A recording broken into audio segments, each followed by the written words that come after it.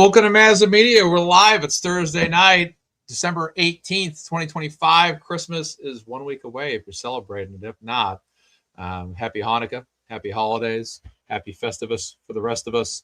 But welcome to MazzaMedia Live. Pop-up show here. No pre-announcement for this one. I'm just doing this.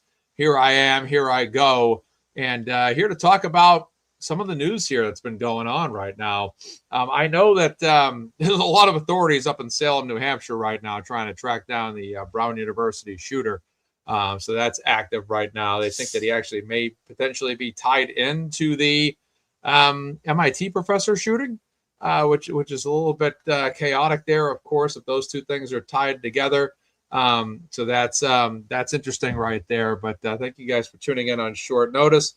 Yeah, I had a good night tonight, so I kind of felt some more energy, so I wanted to do a show and talk about some stuff that's going on.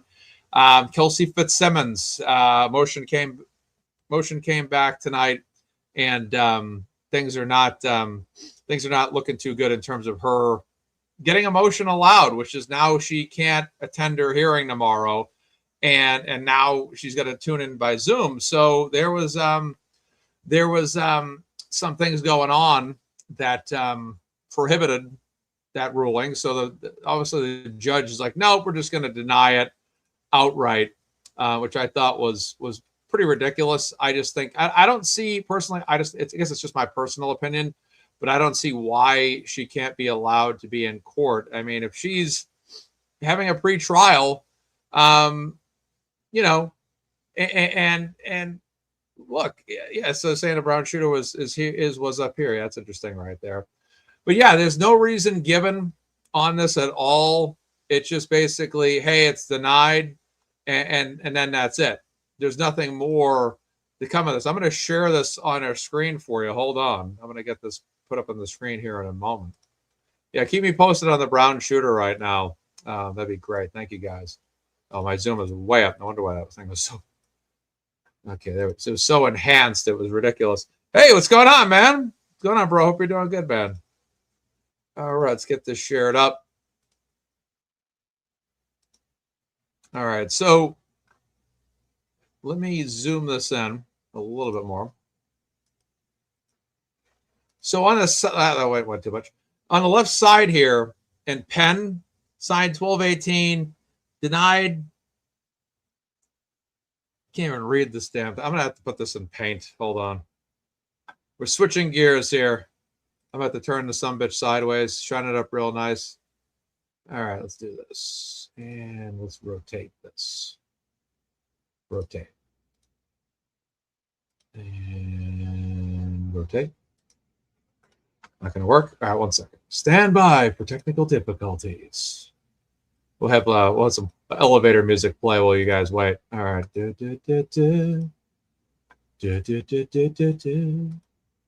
we go. All right, this should work.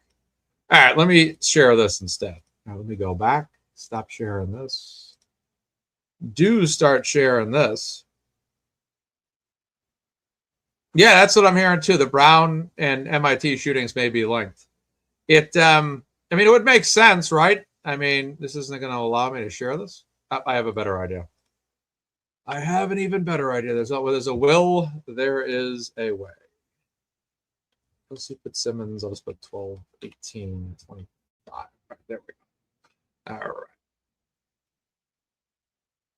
All right, now let's give it another shot here. Sorry for the technical difficulties on this. I will get this done. I'm figuring it out. Tech support, MazzaMedia tech support is on the scene right now. We're taking care of this. We're going to get this figured out, ladies and gentlemen. Let's see here.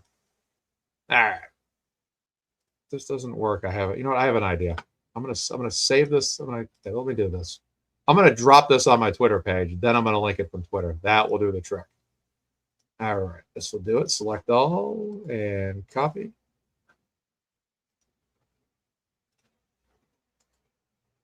And copy. I'll dump this on Twitter. And then from Twitter, I will get this posted. All right, let's do this. Where there's a will, there's a way. All right. Everything's taking so long here. What the hell? What in the blue hell? Oh, here we go. All right, there we go. All right, paste this.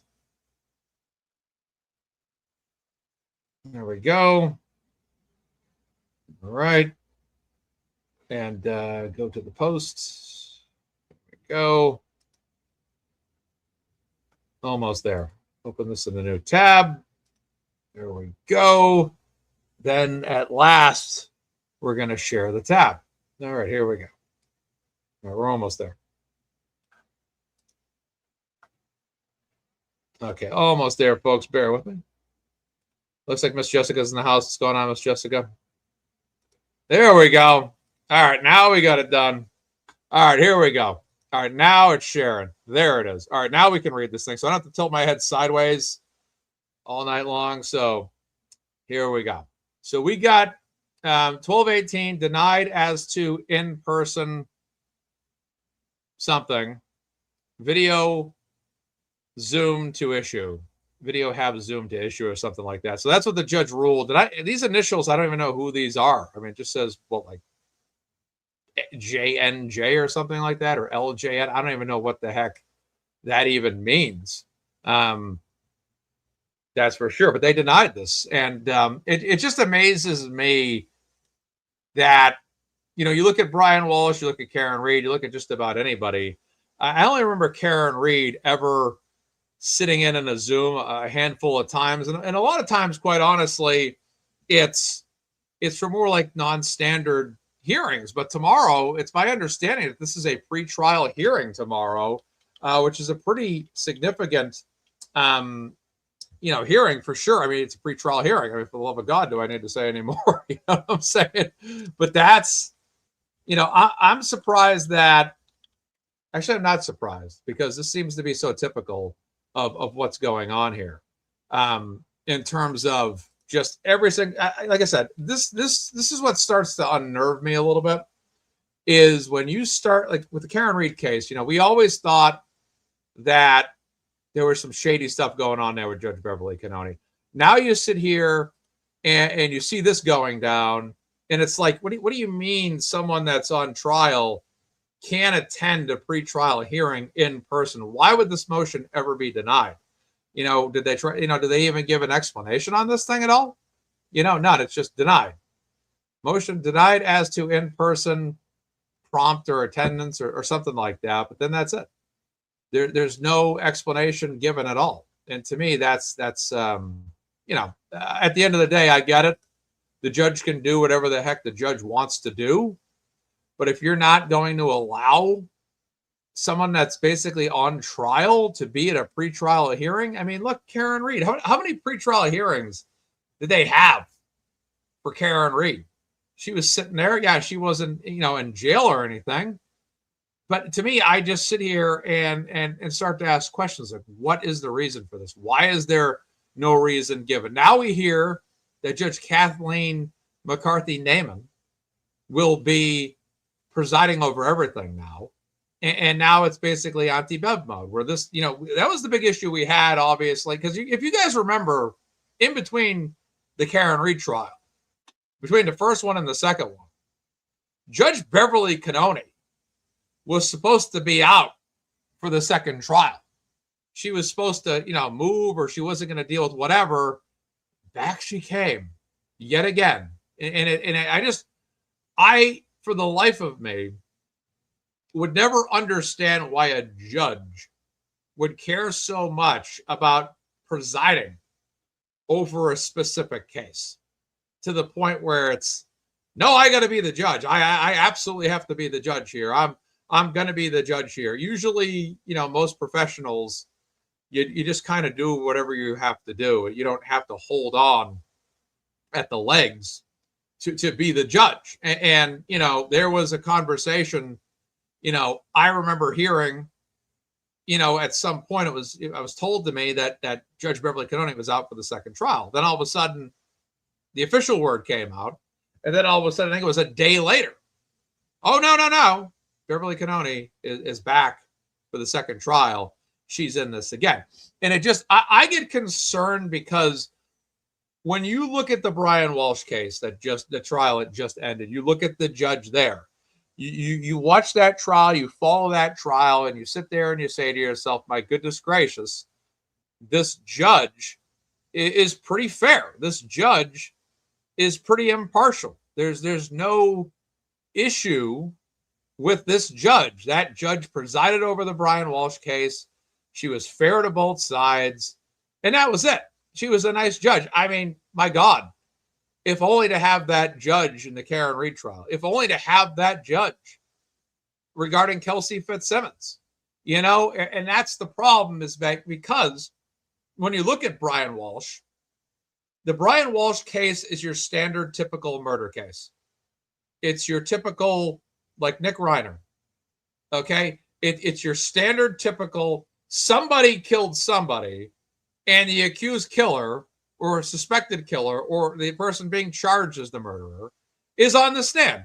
That's your standard typical murder trial, right? Brian Walsh, Nick Reiner, O.J. Simpson, those are standard typical trials, right? Somebody killed somebody, they got to stand trial for it. End of discussion, right? But when you look at Karen Read and you look at Kelsey Fitzsimmons, these are not your standard typical cases because they involve police departments. The Canton Police Department, very suspicious. The Massachusetts State Police, in that case, very suspicious. The North Andover Police Department, in Kelsey's particular case, very suspicious. All right? And then you look at what's going on here with Karen Read once she gets to trial. All of a sudden, everybody in Karen Read's camp, every Karen Read, every family member, every friend, every attorney, every supporter is sitting there saying, my God, I cannot stand Judge Beverly Cannone, and this judge cannot be trusted. All right? Same thing with Kelsey Fitzsimmons. Here we go again, where we have another judge in control of things, a judge that under any and all circumstances is determined to preside and have absolute authority over everything possible. And we saw the news that dropped yesterday with Judge Kathleen McCarthy Naaman, her now taking over that case, you know, almost entirely. That's what I understand. That's what KY Maverick posted on Twitter. It was validated. And then you have this situation now where this judge, I mean, honestly, does anybody trust this judge? I mean, I'm in the camp where I trust this judge. I trust Beverly Cannone more than I trust this judge at this particular point. You know, Karen Read, who was accused of murder, where Kelsey Fitzsimmons was accused of extending her firearm and then getting shot. So there's a difference there. Karen Read was accused of a DUI. Kelsey Fitzsimmons was not. But yet, Kelsey Fitzsimmons, I'm not saying Karen Read should. That's not where I'm going with this. I'm just saying, why are Kelsey Fitzsimmons in what she's dealing with significantly less? There's no murder accusation. There's no DUI accusation at all. There's none of that. And yet, Kelsey Fitzsimmons is sitting in jail in Chicopee, Massachusetts right now, in the western part of the state, in solitary confinement, because she said, I really can't do a scram test because you know why? I was fucking shot. And as a result of being fucking shot, I can't do a breathalyzer test without having a significant amount of pain and difficulty doing that. And the judge simply says, you know what? Instead of looking at alternatives, instead of a urine test, instead of a blood test, why don't we banish you to Western Massachusetts where you'll spend Thanksgiving, possibly even Christmas, possibly even the New Year at this rate, sitting in solitary confinement. Again, never killed anybody, never had any alcohol-related, charge. And people say, oh, well, she was drunk. She drank at some point. Yeah, you know what? Everybody fucking drinks. How about that? I'm gonna F-bomb a little bit on tonight's show. How about that? How about I F-bomb on MazzaMedia for a change, because I don't usually do that. I'll try to keep it limited, but we'll swear a little bit tonight because I'm a little fired up right now. Why is she in jail? If people are like, oh, well, the bachelor party, she drank a little bit and she got a little rowdy. You know how many people? It's Thursday. It's Thirsty Thursday right now. You know how many bars right now and restaurants across this country are packed right now? Your uncle is at a bar right now. Your Uncle Phil is at a bar right now drinking with his buddy Wesley. Okay? And they're drinking Heinekens and Coronas, Bud Lights, Coors Lights, Guinnesses, maybe Red Bull if Red Bull still exists. They're drinking everything known to man. It's a fun fact that in Massachusetts, especially Boston, has people that actually drink alcohol. If you can get that over your head, through your head for a moment, right? People actually drink alcohol in Massachusetts. If you can believe that. People actually drink alcohol on Thursday nights. People drink alcohol on Fridays and Saturdays and Sundays. Some people drink like it's 5 o'clock somewhere, right? People actually drink. People actually get in fights when they get drunk sometimes. Believe it or not. I know that's hard for these people out there that think Kelsey Fitz Simmons is basically deserving of everything she gets. But who does? I mean, I don't really drink at all. I mean, I don't drink. I haven't. Last time I drank was bourbon last month. Okay, that's the last time I drank something. All right. But yeah, people drink alcohol. Yeah, people talk a little smack when they drink alcohol. People getting a little rowdy when they drink alcohol. Sure. But at the end of the day, there's no alcohol charge. There's no DUI. There's no public intoxication charges. There's no charges like that whatsoever. Yet this judge thinks that Kelsey Fitzsimmons is such a threat to the public. Why? Well, because of that incident that happened. Let me ask you this question. This is my question. This is my question right here. She has an ankle monitor. If she's under house arrest and she has an ankle monitor, I'm sure we might have seen that. What was that movie, that Rear Window like movie with Shia LaBeouf that came out 20 years ago, whatever it was. He was under house arrest. And as soon as he got outside his front lawn, the cops pulled up. That's how ankle monitors work. If you have an ankle monitor and you're under house arrest and you go across the street, that thing's probably going to go off. If you go outside your house, but depending on how far they set it, it's going to go off and the cops are going to show up. So if you're under house arrest and you have an ankle monitor, then why do we need to have her blood alcohol monitor? It doesn't matter if she's sober or drunk. If she violates the boundary of where her ankle monitor is set, then realistically, this is not going to be an issue here. And that's where I stand with this, is if she's under house arrest and she has an ankle monitor, end of story. That's it. The public threat has been contained. And that is the bottom line. End of story. End of discussion. That's all that needs to be said about it. And that's why it just drives me absolutely insane here that she's in jail, no alcohol-related charges, never murdered anybody, never actually discharged the firearm because allegedly it jammed. Then for some reason she's sitting in jail right now. Why? It doesn't, and that's why I think when we get back to where we started with this conversation tonight, where we get a little outraged. Because, like I used to say about the judge in the Karen Reed case, the judge is the biggest problem. And for this particular case with Kelsey Fitzsimmons, the judge is the biggest problem. They are putting her in jail. For what reason? Why can't an alternative be allowed? Why can't an alternative be in place here? It makes no sense to me.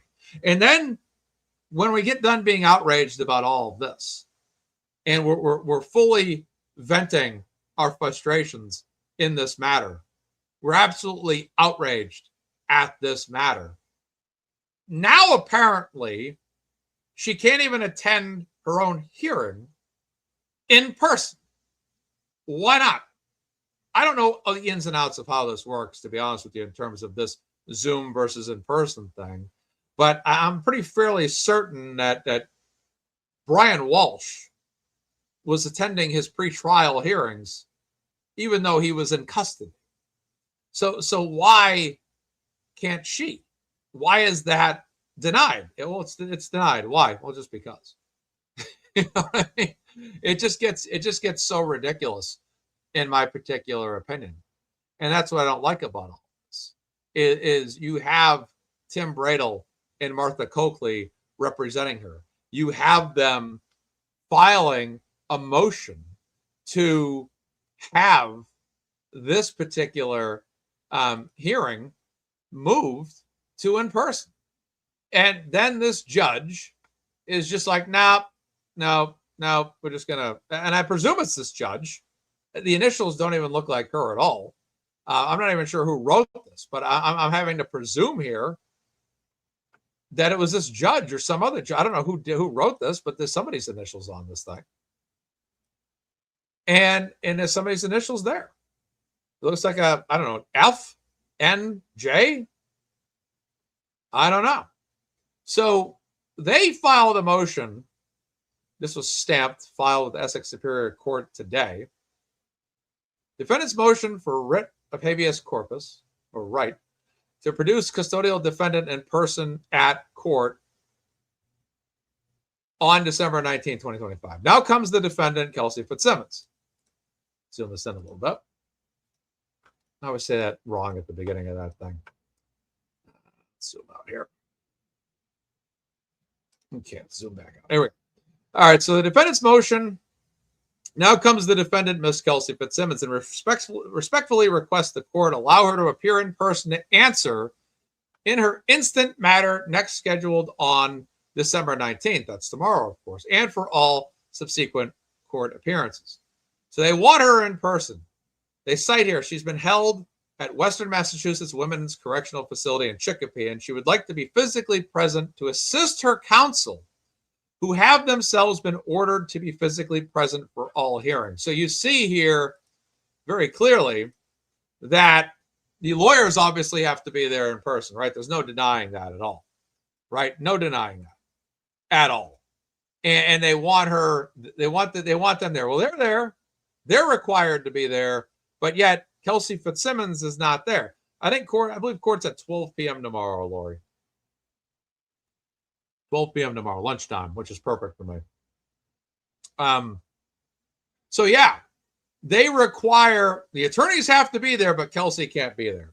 And that's, to me, that don't make sense. Why not have her there? Because I start to sit here and you see the conspiracy theories in my head start to matriculate.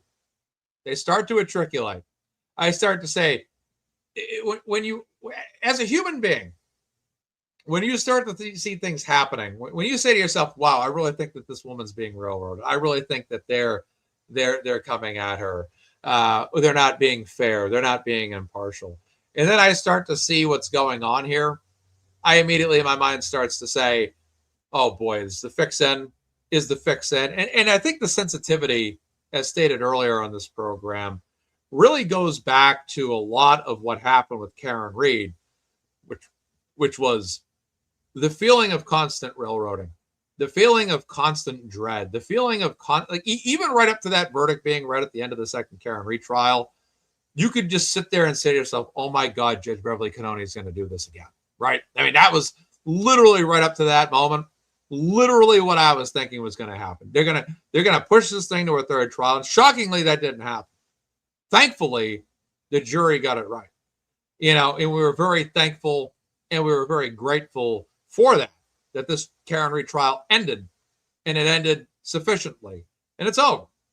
But you look at this here, and it's another cop-related matter. It's Karen Reed versus the Canton Police, Karen Reed versus the State Police. Now it's Kelsey Fitzsimmons versus the North Andover Police Department.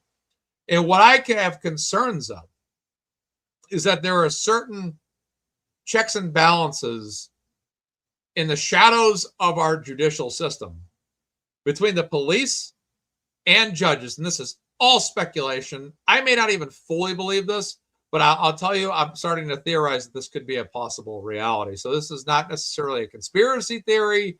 It's more along the lines of a theory that may or may not be true, and I may or may not believe it. I'm just essentially speculating here. Is it possible that there are judges that play referee when the police officers screw the hell up, and they appoint judges, or judges get appointed that will go to bat for the interests of the police system? Is there a bias? I don't know. Is there some way of protecting cops when they mess up? I don't know. But it seems like when you look at the Karen Reed case, that look what it took. I mean, let's ask ourselves one question. Let's be very honest. If Michael Proctor never texted what he texted, would they have fired him? Right? He would probably still be an officer to this day, I'm guessing. But because they had those text messages and they were so awful and they had to go public, they had to save face and get rid of him. And, you wonder if he never sends those texts. That's the thing. Let's be honest about Michael Proctor. The text messages he sent were a very small violation of integrity. Because that's just somebody sending texts and saying some rude things that were absolutely awful and really uncalled for, and really, as any human being making those comments, are completely unacceptable.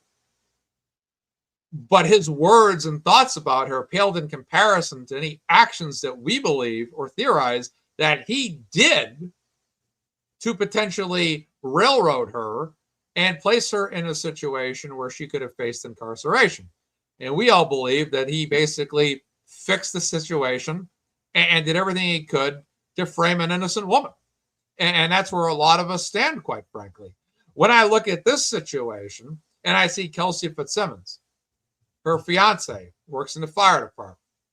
There's police involved, police that are apartments, as a partner, police from her department, and then all of a sudden all hell breaks loose. You have to sit here and you can't help but question what kind of fix was that. And I one thing I just can't get over, and I just refuse to get over, is I just can't. This was something that kind of came in my head in the middle of a show a week or two ago when I was reading a document. If they were asking her where the firearms were, then they were obviously trying to secure the firearms. There's no doubt about that. What bothers me is if they were looking to secure the firearms, why didn't they secure the firearms before they did anything else?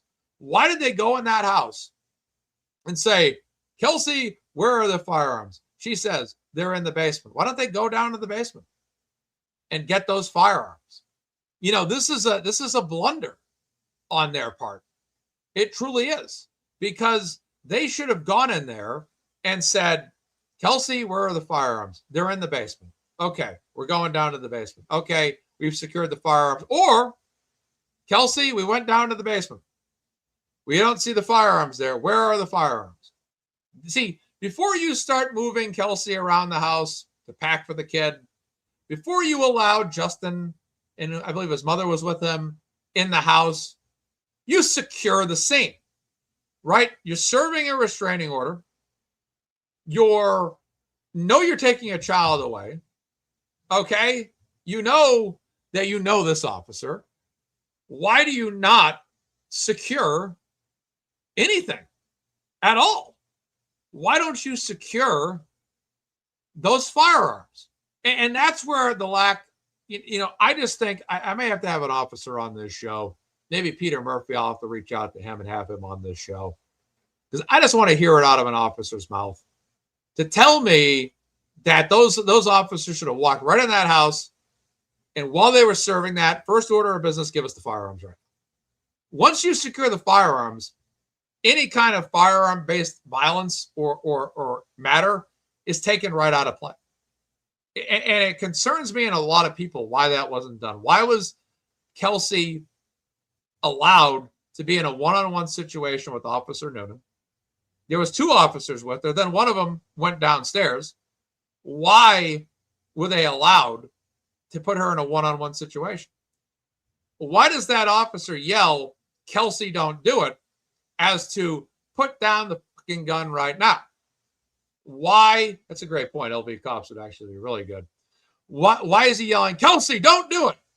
It's like if someone's going to jump to the death, you go, oh my God, don't jump. You don't say, hey, put the gun down now because they're jumping to their death, right? It wouldn't make any sense. And, yeah, DCF, great point. But why would they say, as it says it, they say, Kelsey, don't do it. No officer in their right mind is going to have a firearm pointed at them and say, oh my goodness, Kelsey, don't do it. Don't do it. No. They're going to say, put the gun down right now. Drop the gun. I swear. It's going to be like that. That's going to be the argument. That's going to be how it goes. And then they're going to have to shoot if necessary. He says, Kelsey, don't do it. That tells me suicide attempt. That's what that tells me. Oh my goodness, she's going to shoot herself. Kelsey, don't do it. That's how it usually goes. But you wonder why they'd ever allow this. And I know there's a lot of conspiracy theories. I know there's a lot of people that think that, hey, probably, they tried to set her up, and I don't for a moment doubt the fact that probably there was significant coordination that day. There's no doubt about it. But I don't know if that police department had intended for it to go that way. I just don't know. I just don't know. I don't know if this thing was an absolute blunder. I'm not talking about the RO, but I'm talking about how things escalated into a combat situation in the middle of a bedroom, and, that's where I stand. Why in the hell, I'm just trying to theorize how they would actually do that if they were going to conspire against her. I don't know, but it's, could they have known she had postpartum depression? I don't know.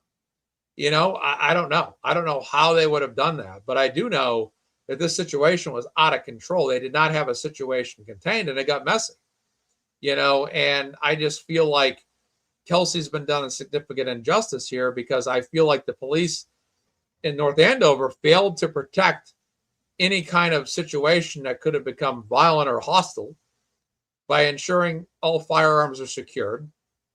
And I also feel like the judge did an injustice to Kelsey who was shot, who was wounded, and didn't allow her to take other alternative tests given the fact that she was shot. And those are the two things that bother me the most about this, because I feel like, number one, this should never become a situation where there was a firearm-based situation, combat, basically confrontation. And also, Kelsey Fitzsimmons shouldn't be in jail for alcohol-related testing, because she never had a DUI or any alcohol-related charges. Also, she said she'd still do the test. She just want, like Tim Bradel said right in the middle of court, let's just switch the way we're doing things here. Let's leave it like that. Let's just give her a blood test or a urine test. And, she's a potential hazard to the public. This is a public servant. Keep in mind, Kelsey Fitzsimmons is not somebody that has, it's not like she's some repeat offender, it's not like she's a repeat offender that has a history of, say, like armed robbery, was suspected of potentially pulling a firearm on someone and threatening violence, threatening to fire the weapon. There's no history of that. This woman, at the end of the day, Kelsey Fitzsimmons, is a North Andover police officer. She's someone that is sworn to protect and serve. Now, we know all cops aren't great or good. You look at some of the cops that we saw involved in the Karen Reed case. Not so many good cops there. But you look at Kelsey Fitzsimmons, what was her level of dirtiness? What? I personally don't get it. I personally do not. But what I hate about all this is I just don't feel like, some might say, Mark, you don't know for a fact that Kelsey's innocent. You don't know for a fact that she pointed the firearm at herself and not at those officers. Well, Yeah, I don't know that for a fact. But you know what? I look at the outer perimeter of everything and I start to say to myself, my goodness, this does not make sense because I don't understand why the cops didn't secure the firearms. I don't understand why the judge has placed her in jail for being basically physically wounded, to be having a high level of struggle to do a scram test. I don't understand why this would be such an issue. And those are the two things that just defy my mind. I don't understand why an RO was served and an infant was taken into custody from its birth mother when DCF wasn't present.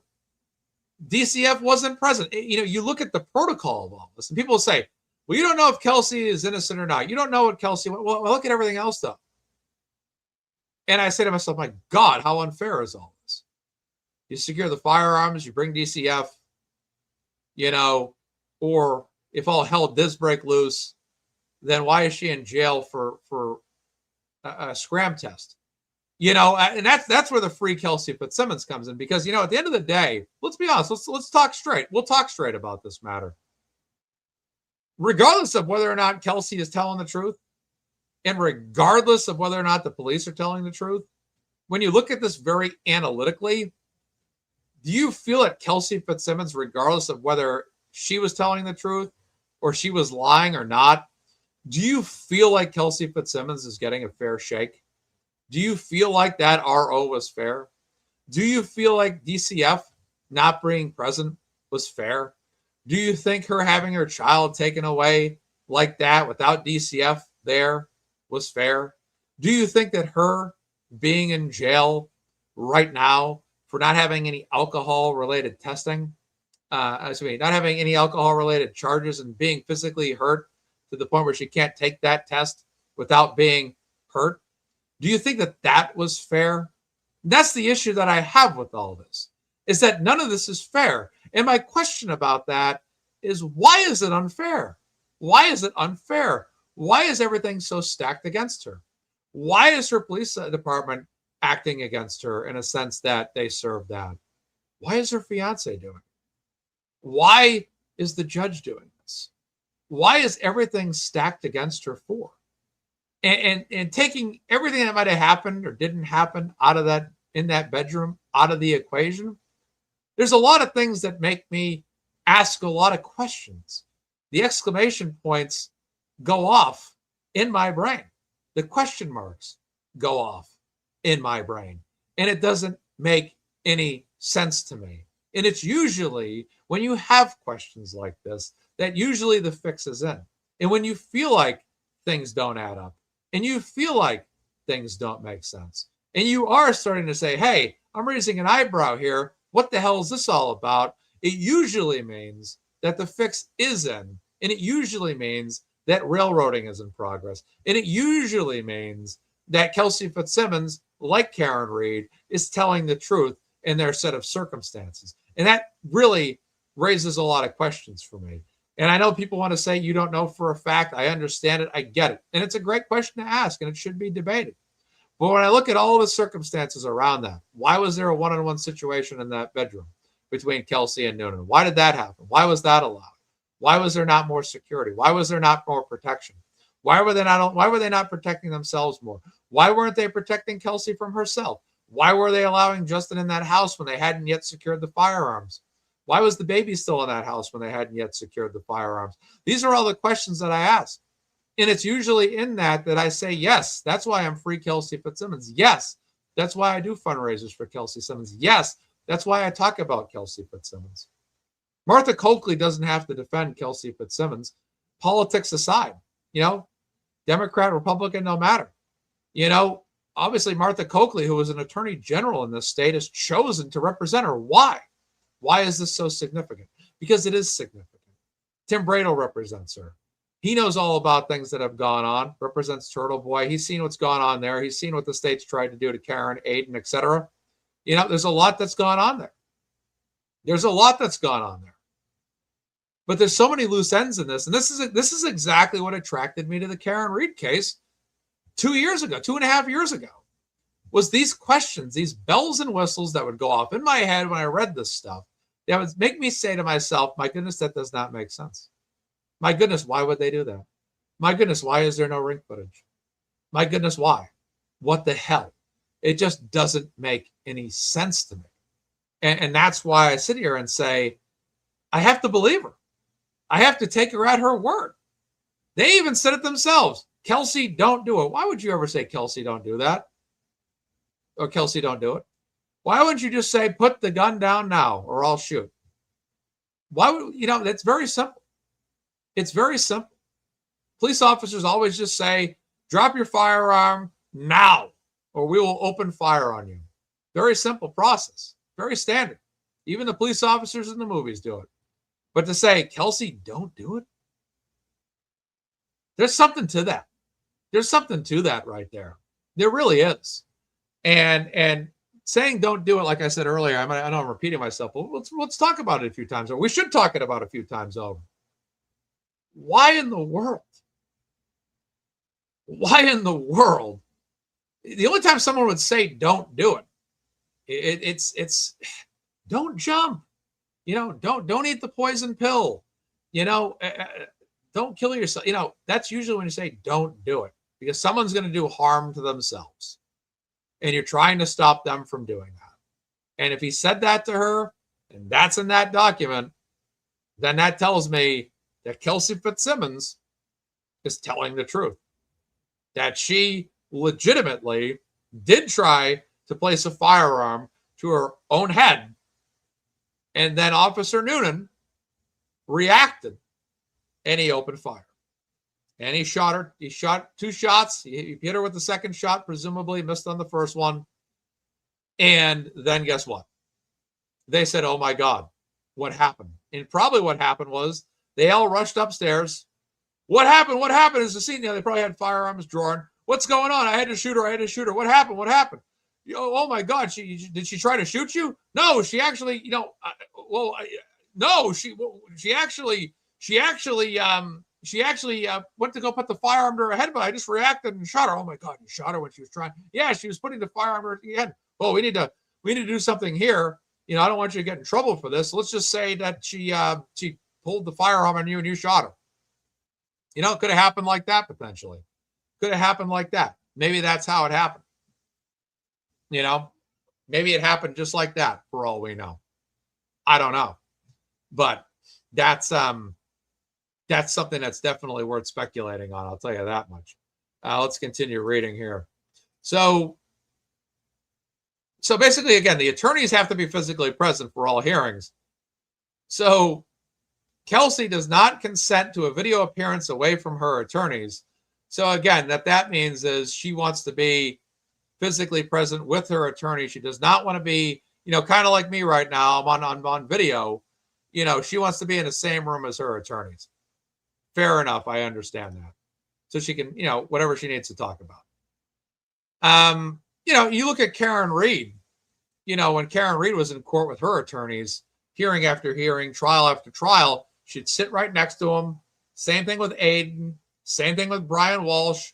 They sit next to their attorneys, and occasionally they say, hey. They give their attorneys some information. And thank you so much, Judy. I appreciate that. Appreciate it greatly. Thank you, Judy. And they confer, the attorneys confer with their who they're representing, and the client speaks to their attorney. Sometimes they have to give them some information. Tim, this happened. Don't forget to mention that.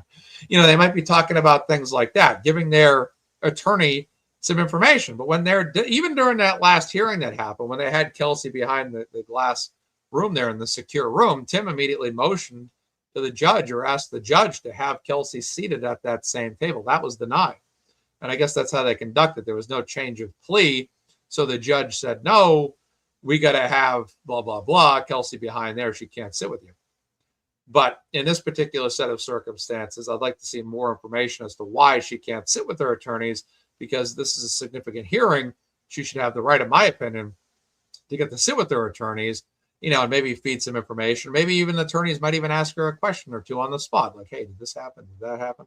And she can give them a quick answer. To me, it kind of immobilizes the defendant, and it immobilizes the defense team from being able to fully discuss and fully confer with one another to have the best performance possible in that courtroom.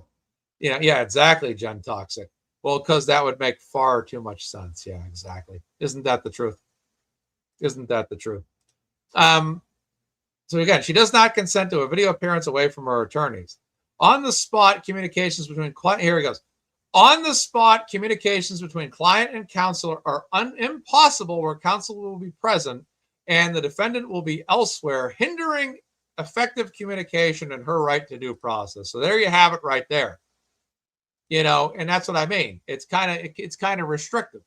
She can't be on Zoom and like, hey, Tim, don't forget to mention this. And Bradel can't be in the courtroom yelling on the Zoom to her, hey, Kelsey, did this happen? It's just, again, this is just fair argument here. Wherefore, the defendant respectfully requests that Ms. Fitzsimmons be allowed to appear in person for the instant matter scheduled on December 19th, 2025. And the judge just denies that, and that's that. So again, it makes me sick. Her defense fund is pinned to the top of the chat. Thank you all for tuning in tonight. We're going to move on to our next topic now. We're going to talk about Alan Jackson. Alan Jackson is representing Nick Reiner. Nick Reiner, the son of Rob Reiner, killed Rob Reiner this past weekend. Rob Reiner was on All of the Family. He's directed some of the top pieces of movies really ever made. If you like Harry Met Sally, if you like A Few Good Men, if you like Spinal Tap, a few other movies out there, Misery, he was a dynamic director. Some people didn't like him one way or the other because of politics. I understand, no problem. I'm not for or against any thoughts on him, but I look at him simply as the actor. He was on All in the Family. He was a very good actor on that show, and he was a tremendous director. And I'll only analyze him based on that, not necessarily who he was viewpoint-wise or with his ideology outside. Okay, is this it? Is this it? This is the Providence shooter is dead now, they're saying. Okay, self-inflicted gunshot wound. Okay, good. Fuck him. McCossie G in the house. What's going on? So that's good. Jeez, my goodness gracious. I hate to be so honest, but I don't like people who go around just shooting people for no reason. Yeah, but that's wild right there. That's wild right there. So they got him in Salem, New Hampshire. Then they finally tracked him down. Good. That's good to hear. He obviously, again, it's usually what these shooters do. Once they're caught, then that's it. All right, so that's what Glama Suze is telling me. I'm just trying to find some more information on this here. I get some information regarding Kelsey Fitz Simmons that's been sent to me privately. The motion that I just read, of course, was in hope that she'll be released tomorrow. They're going to renew the motion in the morning to have her there if the SJC grants her bail in the morning. They're expecting Judge Dressler tomorrow, but aren't sure. And then McCarthy assigned herself to the trial. They're hoping the SJC will remove her still. That's some information I just got. Not sure if I was even supposed to read that, but I did. Sorry. I didn't even think about that. Sorry. But yeah, I mean, I guess we're all going to see that play out in person anyway. So, yeah, but I'm going to find some information on the Brown shooter here, Brown University shooter. And do we know if he's been confirmed as the MIT? MIT happening now. That's last hour. Let's see what we got. I'm just looking for some information here. Okay, I see they surrounded a storage facility in Salem, New Hampshire where the suspected Brown University shooter's vehicle was found abandoned. This is heating up. Rifles are being drawn. Let's see if Ted Daniel posted anything.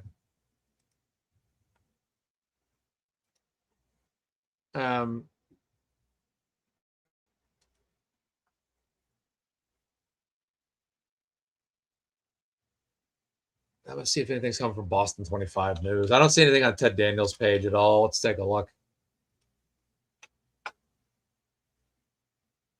Here we go. 6 minutes ago, FBI evidence response team now on scene at storage facility off New Hampshire Road in Salem, New Hampshire, where a manhunt for suspected Brown University shooter has brought federal, state, and local enforcement response. I'm not seeing any confirmation online yet that this man has been died of self-inflicted gunshot wound. I don't see any information yet on this. Taking a look at it. Let's take a look. Now, okay, here we go. 3 seconds ago, found dead. Breaking updates. Okay, here we go. You know, I'm wondering, I'm just trying to figure out here, is it possible so the manhunt's still going on, according to Feminem. Fox News has it, and the presser's coming out soon. Okay. North Shore Girl, thank you so much. All right, take care, Glamour. Take care of yourself. Thanks for tuning in. All right, thank you, North Shore Girl. 40 C12, thank you. All right, that's interesting here. So people are saying on Twitter right now, shooter found and his storage unit committed suicide. So maybe he went in there and committed suicide a couple days ago. I don't know. I'm not sure if he committed. I'm trying to find out if he did this. I'm not sure if he did this while they arrived on scene or if he did it prior to them arriving. Like if maybe he had been there for a day or two. I'm wondering. So yeah, to hell with him. Press conference at 9:15. They said they would not hold a press conference until he was arrested or dead. Okay, got you. Got you on that. All right. Yeah, that was insane. It took them a while, but they, you know, what's good though is at least this didn't turn out to be like the Boston Marathon bombing, where days after the marathon bombing, after taking the time to locate who they were, it escalated into an all-out shootout in Watertown. An MIT officer was killed, of course, young MIT officer, and then there was a massive shootout in the streets of Watertown that eventually turned into basically a 24-hour manhunt. Yeah, someone's saying huge Watertown boat vibes tonight. Yeah, I bet. You know, that's exactly what this reminds me of as well. Unbelievable. Crazy stuff right there. So here we go. Sources on the ground tell me, this is from Brooke Taylor on Twitter. It was a Fox News national correspondent, just popped up on my feed. Sources on the ground tell me that the suspected shooter has a storage unit under his name in the facility where the abandoned car was found in New Hampshire. Agents have entered the facility, but not his unit. Video shows him going into the storage facility at some point, but police are still trying to determine if he ever left. So obviously, this was 33 minutes ago. Obviously, at some point, they went in there and found him in the last half an hour. So maybe he went there and they found, I don't know, maybe they found him. Maybe he was hiding out there the entire time. You know, when you register things in your name, they're going to find out. I mean, he could have been staying there for days for all we know. That's wild. The FBI was there. All this stuff. Let me get some video here.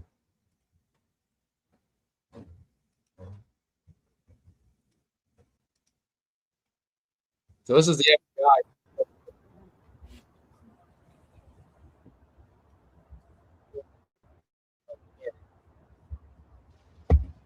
They went right in there. I'm guessing that it sounds to me like there was no confrontation. I'm starting to get the vibes that they located that he had a storage facility. Probably went there, found out the vehicle was there. Oh, look, the vehicle's here. Hey, let's call for backup. And they probably went in there and he was probably already gone.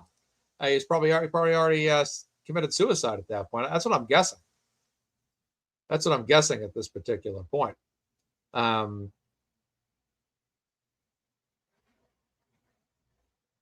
This is some other things about a half an hour ago that they were out there. Sources confirmed to me that the suspected shooter gas been found dead from self-inflicted gunshot wound inside the facility. No information on whether or not he was.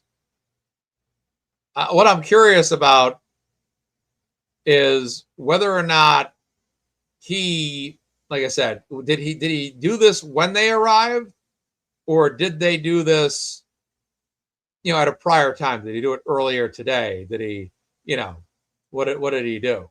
You know what I'm saying? So that's what it says here. Police find suspect's abandoned car. Okay, so that makes sense. This was the FBI. This is an hour ago. The FBI and other authorities are preparing to storm a building in Salem, New Hampshire after they found the suspected Brown University. I'm just catching up on this. Sorry, folks. They found the suspected Brown University shooter's vehicle abandoned outside the facility. Okay, so that sounds perfectly plausible to me. That they went there, found the vehicle. Oh, he has a storage facility in his name. Hey, let's check it out. Hey, here's his car. Ted Daniels live on Fox right now. All right. I'm going to have to take a look and see what's going on here. This is interesting stuff. I had a feeling when I was doing this show tonight, this would probably happen in the middle of the show. I'm like, yeah, it's probably going to end up happening right in the middle. Absolutely. Let's see if Ted Daniel, what's this video here?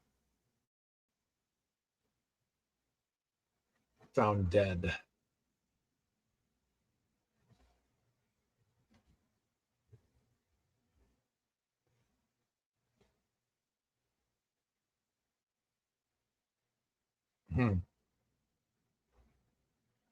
That's wild. So he was obviously from New Hampshire, to begin with. But man, well, you know what? Let's call it a show. I'm actually gonna watch the news myself here and catch up on this. So I was gonna talk about the Karen Reed movie and some other stuff and Rob Reiner and all that, but this Brown University thing's taking precedence right now. So we'll get to that another time. But I'm gonna head off right now. I'm gonna watch the news a little bit and catch up on this.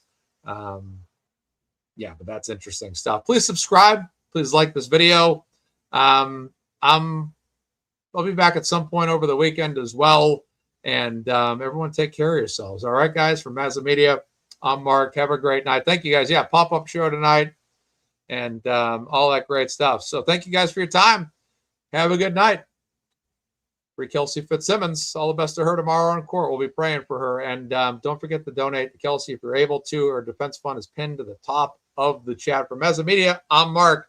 Take care, guys. All right, have a good one. Bye-bye.